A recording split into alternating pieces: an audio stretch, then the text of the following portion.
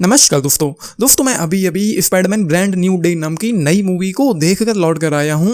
2 घंटे 20-22 मिनट के आसपास मूवी की total length and film India में हिंदी के साथ साथ दूसरी भाषाओं में भी रिलीज हुई है और ये फिल्म स्पाइडरमैन नो वे होम की घटनाओं के करीब 4 साल बाद की कहानी है।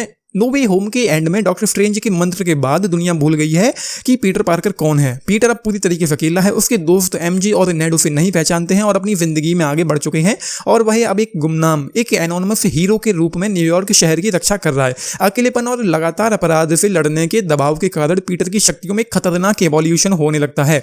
उसकी आंखों का रंग काला पड़ जाता है और वह अधिक आक्रामक हो जाता है और उसे अपनी शक्तियों को नियंत्रित करने में थोड़ी बहुत मुश्किलें भी हो रही हैं और इन चीजों को काबू करने के लिए वो डॉक्टर ब्रूस बैनर हल्क से भी मिलता है और इसी दौरान शहर पर एक ऐसा शक्तिशाली खतरा मंडरा रहा है जिसे कोई देख नहीं सकता। It can leave the spider vulnerable to threats. We are faced with a danger that we can't control. One we can't even see. Peter इस रहस्य को सुलझाने की कोशिश करता है।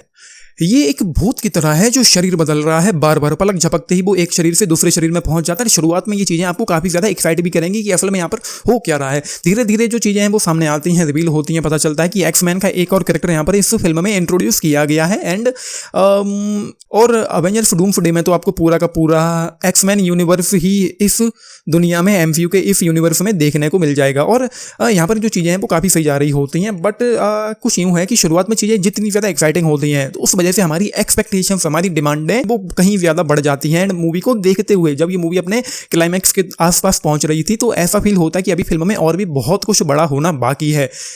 उससे पहले ये फिल्म खत्म नहीं होनी चाहिए, लेकिन ऐसा कुछ भी बहुत बड़ा नहीं हो पाता जिसको देख करके आपको पूरी की पूरी सेटिस्फैक्शन मिल सके, या कम से कम मुझे, मैं जितना बड़ा होने की उम्मीद कर रहा था मूवी के क्लाइमैक्स में उतना बड़ा तो नहीं हो पाता है एंड चीजें ठीक ठाक जा रही होती हैं। फर्स्ट हाफ जो है वो बहुत ज्यादा एक्साइटिंग है, सेकंड हाफ थोड़ा सा डल मुझे फील हुआ है एंड यहाँ पर दी हैंड के साथ जो वो फाइट हुई थी वो मुझे अच्छी लगी थी।